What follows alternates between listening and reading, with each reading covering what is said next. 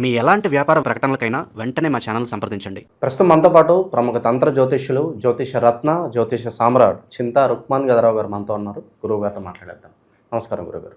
మాతృదేవోభవ, పితృదేవోభవ, ఆచార్య దేవోభవ. ఓం నమో మాందేశ్వరాయ నమః.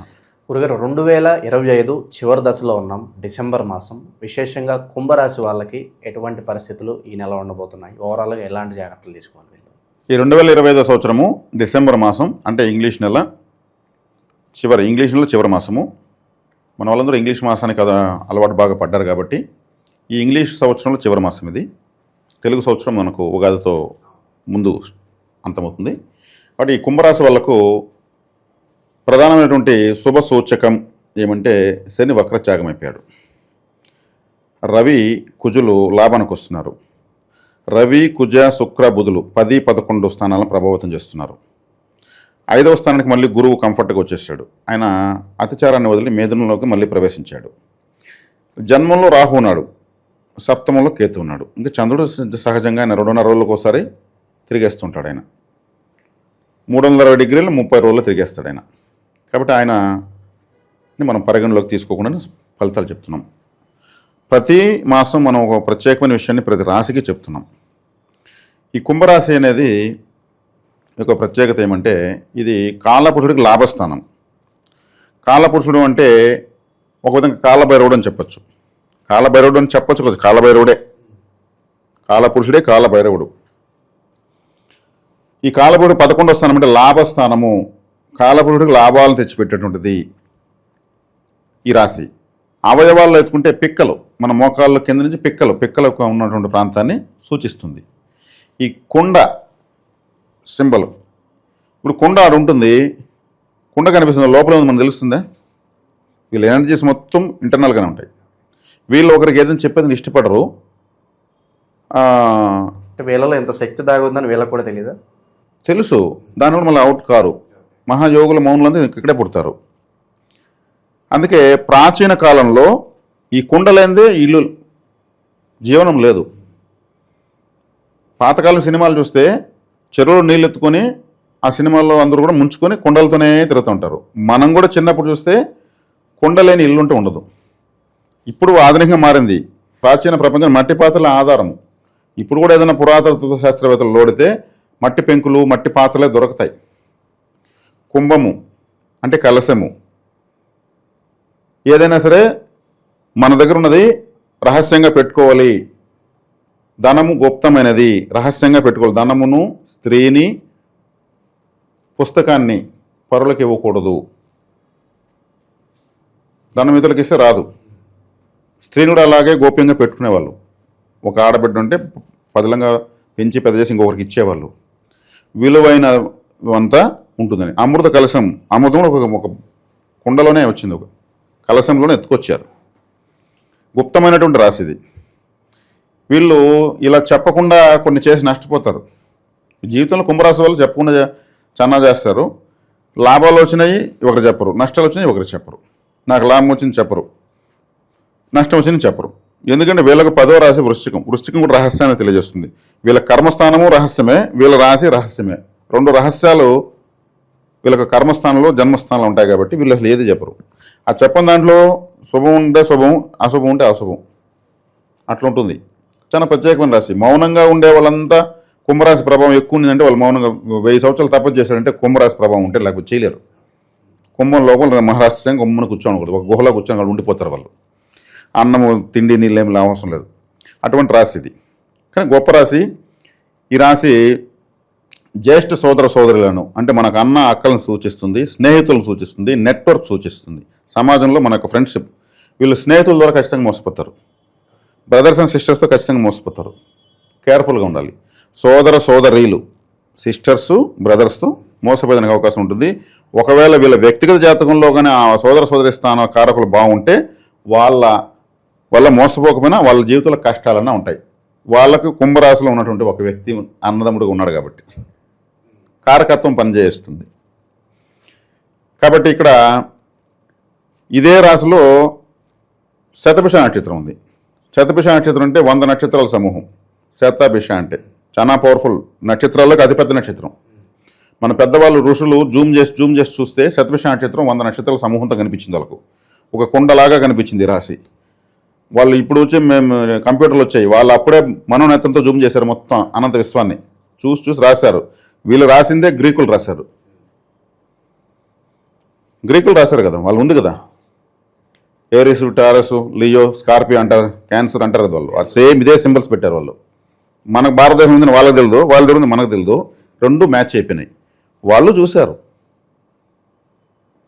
కాబట్టి ఇక్కడ వచ్చేకాడికి వీళ్ళకు ఈ శతభిష నక్షత్రం ఉండడం వల్ల 100 నక్షత్రాల సమూహం వల్ల శక్తి ఎక్కువ, మానసిక శక్తి ఎక్కువ వీళ్ళకు.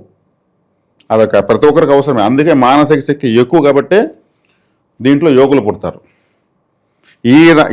ఈ కుంభరాశిలోకి గురుగ్రహం వచ్చినప్పుడే దేవతలకు అమృతం కలశం దొరికింది. ధన్వంతరి భగవాన్ వారు ఈ కుండలో నుంచి ఆయన ఎత్తుకొని వచ్చాడు. పాతకాలం చూడండి, నిధులు నిక్షేపాలు కుండల్లో ఎత్తి పెడతారు, చిన్న చిన్న కుండల్లో. కళ్ళు కుండలు, నీటి కుండలు, మట్టి కుండలు, తిండికి. ఈ రాశి సమస్త మానవాళికి ఆధారమైన రాశి. అందుకే లాభమును పెట్టారు దీన్ని. అన్ని లాభాలు దీంట్లోనే ఉంటాయి.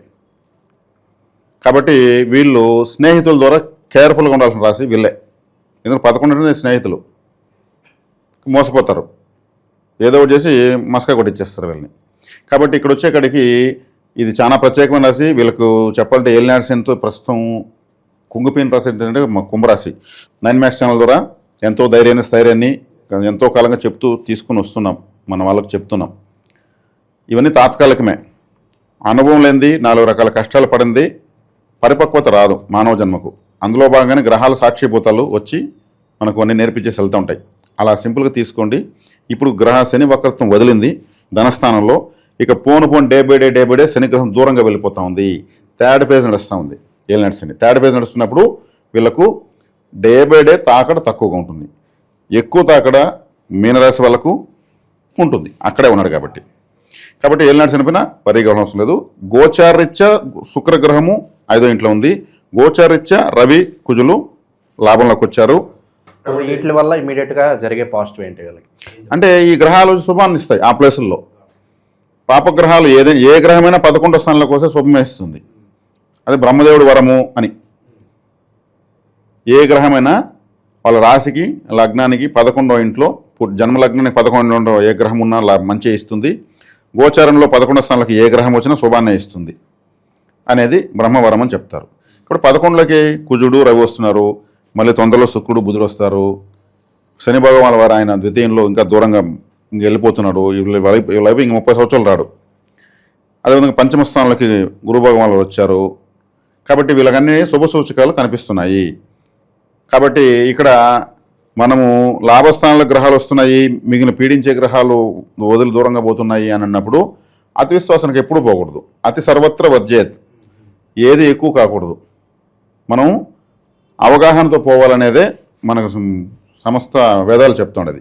కాబట్టి వీళ్ళు కలిసి వచ్చేటువంటి ఈ కాలంలో వీళ్ళు ఇప్పటి వరకు పడిలేసినటువంటి బాధలను అనుసరించుకొని వీళ్ళు జడ్జిమెంట్ తీసుకోగలరు. అదే మీరు నేను చెప్పాల్సిన పని లేదు, ఆ అనుభవం వచ్చేసింది. అంటే గత నెలలతో పోలిస్తే ఇప్పుడు సమ్వాట్ బెటర్, చాలా మంచిదండి. దాని వరకు మనము నిస్సందేహంగా చెప్పచ్చు. శత్రువుల పరిస్థితి ఏంటి? వాళ్ళ నుంచి ఏదైనా ఇబ్బందికర? శత్రువుల పరంగా వీళ్ళకైతే రాహు జన్మలో ఉన్నాడు కాబట్టి రాహు, అదే చెప్పాను, వీళ్ళు స్నేహితుల ద్వారా మోసపోతారు, కేర్ఫుల్గా ఉండాలి కుంభరాశి వాళ్ళనేసి. Rahu cunning planet. మోసం ద్వారా జీవితాన్ని నేర్పించేవాడు. మోసమే సమాజము, మోసమే దాంట్లోనే మోసం ద్వారానే జ్ఞానం వస్తుందని నిరూపించే ఒక్కొక్క గ్రహం యొక్క సైకిల్ ఒకలాగా ఉంటుంది. రాహు వచ్చేకాడికి పచ్చి అవకాశవాది. అవకాశం అంటే అవసరం తీరిన తర్వాత నువ్వెవరు నేనెవరు అనేటువంటి గ్రహము లగ్నంలో ఉన్నాడు కాబట్టి వీళ్ళు కేర్ఫుల్గా ఉండాలి. మోసాలు జరిగేదానికి అవకాశం ఉందని చెప్పడం ఎటువంటి సందేహం లేదు. 2026 కొత్త సంవత్సరం కాబట్టి కొన్ని ప్రణాళికలు వేసుకుంటారు చాలామంది. నేను ఈ విధంగా ఉండాలి, ఈ మార్గంలో వెళ్ళాలి. సో ఆ మైండ్ అనేది బాగుంటుంది అంటారు. ఖచ్చితంగా వేసుకుంటారు. ఆ క్యాపబిలిటీ, ఆ మెచ్యూరిటీ లెవెల్స్ వచ్చేస్తాయి. ఇబ్బంది ఏం లేదు. ఎందుకంటే కుంభరాశి వాళ్ళు అంతర్గతంగా ఆలోచించే వాళ్ళని చెప్పి నేను లెక్కల్ని ఎప్పుడు లెక్కలని లోపలనే వేస్తూ ఉంటారు. కొంతమంది పైకి చెప్పరు, చెప్పేవాడు చెడు చేసేవాడు చెప్పంటారు కదా, వీళ్ళు చెప్పేవాళ్ళు కాదు, చేసేవాళ్ళు. అంతా ఓకే అనుకుని చేస్తారు. కాబట్టి ఇంక వీళ్ళకైతే శుభసూచకంగానే ఉంది. గురుబలం ఉంది, శనిబలం పెరుగుతూనే ఉంది. గోచారంలో మిగిలిన గ్రహాలు లాభస్థానంలోకి వస్తున్నాయి. కాబట్టి చాలా శుభప్రదంగా 2026 సంవత్సరం వెల్కమ్ చెప్తామని మాత్రం చెప్పచ్చు. ఎందుకంటే వీళ్ళే చూసుకోవచ్చు పంచాంగంలో ఇతను చెప్తున్న నిజమా కాదని చూసుకోవచ్చు. ఆ స్థానాలకు వస్తే ఏంటి ఫలితం కూడా చూసుకోవచ్చు. ఇక బెడ్ కంఫర్ట్స్ కావచ్చు, ప్రేమ వ్యవహారాలు కావచ్చు, కుటుంబ సభ్యుల మధ్య సౌఖ్యత కావచ్చు, గతంలో ఏదన్నా కుటుంబ కలహాలు ఉంటే ఓవరాల్గా ఈ ఫ్యామిలీ ఎన్విరాన్మెంట్ గురించి ఏం చెప్తారు? దానికి కొంత టైం పడుతుందండి. కుటుంబ స్థానంలో శని ఉన్నాడు, బెడ్ కంఫర్ట్స్ అన్నారు, 12వ ఇంటి వాడే శనేశ్వరుడు, దానికి కారకుడు శుక్రుడు అస్తంగత్వం పొందాడు. మళ్ళీ కుజుడితో కలుస్తూ రవితో కలుస్తూ ఆయన అన్కంఫర్ట్గా ఉన్నాడు. కుజుడు ఆడవాళ్ళకి భర్త కారకుడు, శుక్రుడు మగవాళ్ళకి భార్య కారకుడు. వాళ్ళిద్దరూ కలిసి రవిగ్రహాల దగ్గరలో తిరుగుతున్నారు. అంత కంఫర్ట్గా ఏం లేదు. కాబట్టి మరీ ఎక్కువ ఆశించే స్థితిలో అయితే ఏం లేదు. లగ్నంలో రాహు ఉన్నాడు కాబట్టి, రాశిలో రాహు ఉన్నాడు కాబట్టి ఆ ఆశని మాత్రం పెంచుతాడు. రాహు విపరీతమైన వ్యామోహం. ఆశ వేరు, కోరిక వేరు, మోహం వేరు, వ్యామోహం వేరు. అది అన్నిటికన్నా హైలైట్. పరస్త్రీ మీద కానీ పరపురుషులు ఇలాగా వ్యామోహం ఉంటుందంటారు. మానసిక వ్యామోహం అంటారు కదా, అబ్బా ఎంత బాగుంది వాళ్ళు, ఇదెంత బాగుంది, అదెంత బాగుంది అనేది మానసిక వ్యామోహం అంటారు దీన్ని. అంటే ఒక పద్ధతి దాటి మోహించేటువంటి దాన్ని అనవసరమైనటువంటి మోహం అది రాహు ఇస్తాడు. రాహు లగ్నంలో రాశిలో ఉన్నప్పుడు అలాంటి తత్వాన్ని ఇస్తాడు. యాక్చువల్గా రాహు గురించి మనం ఒక ప్రత్యేకమైన వీడియో చేయాలండి. ఎందుకంటే ఇప్పుడు మనం మాస ఫలితాలు చెప్తున్నాము. రాహు అనేటువంటి వాడు ఒక అన్న చెల్లెలకు పుట్టినటువంటి వ్యక్తి. వాళ్ళ తల్లిదండ్రులు ఒక అన్న చెల్లి, అంటే వావి వరసలు లేని వాళ్ళకు మోహించుకుంటే పుట్టినవాడు రాహు.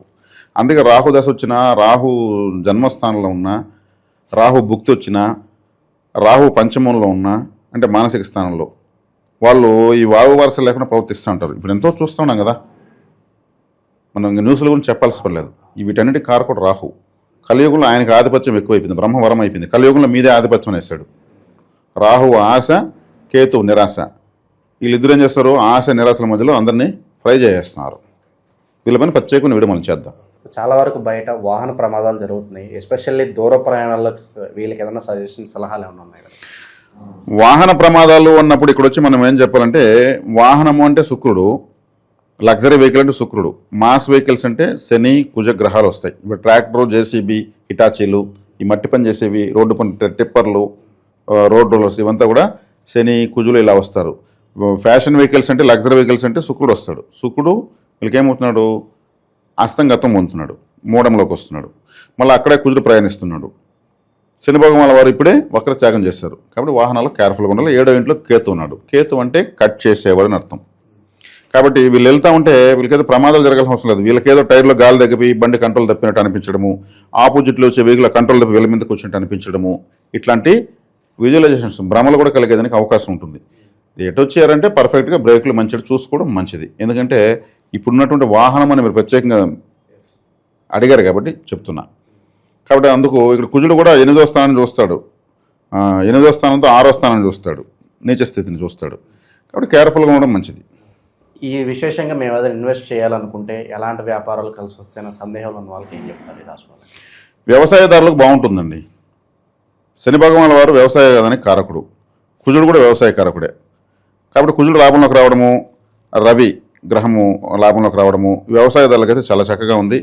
ఇంకా వ్యాపారస్తులు తీసుకుంటే వీళ్ళు ఆల్రెడీ అనుభవంతో వీళ్ళు అడుగులేస్తున్న వాళ్ళు అలాగే పోవాలి. రాహు లాభం లగ్నం రాశిలో ఉన్నాడు. రాహు అంటే వ్యామోహం అని చెప్పాను. ఎక్కువ పెట్టుబడులు పెట్టేసి ఎదురు షాప్ వాళ్ళని చూసి ఇంకేదో మనము చేసేద్దాం, వాళ్ళ మీద పోటీతో ఏదైనా చేద్దాం అనుకోకుండా పోవడం బెటరు. ఇదేం చేస్తుందంటే కొంతమంది పోటీతత్వాన్ని కూడా పెంచి వేరే వాళ్ళని చూసి మనము చేద్దాము అనేటువంటి స్థితికి, ఆలోచన స్థితికి రాహు తెచ్చేస్తాడు. ఎవరు మనం చేసే తప్పు కాదు, గ్రహాల ప్రభావంతో మనకు కూడా ఆలోచనలు వస్తాయి.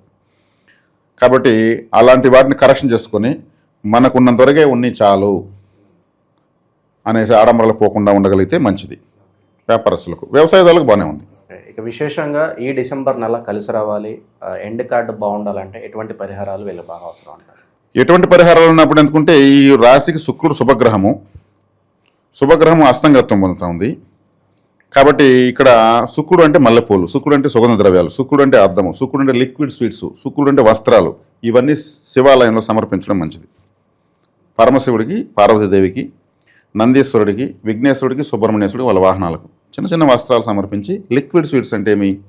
లిక్విడ్ స్వీట్స్ అంటే బూందీ, హల్వా, గులాబ్జామ్, రసగుల్లా, పాయసము, జిలేబీ, ఇటువంటి స్వీట్స్ నైవేద్యంగా పెట్టి పంచడము, మల్లెపూలతో ఉన్నటువంటి మాలలు సమర్పించడము, వట్టివేర్లు, మూలిక అభిషేకం చేపించడము, అద్దాన్ని ఒకటి శుక్రం పెట్టడము, శుక్ర కారకత్వాలను, ఎందుకంటే నేను అస్తంగత్వం చెందుతున్నాడు, ఆ బలాన్ని పరమేశ్వరుడు సంతోషించి మనకు ఇస్తాడు. శుక్రుడు లాభంలోకి వస్తున్నాడు, కానీ అస్తంగత్వం.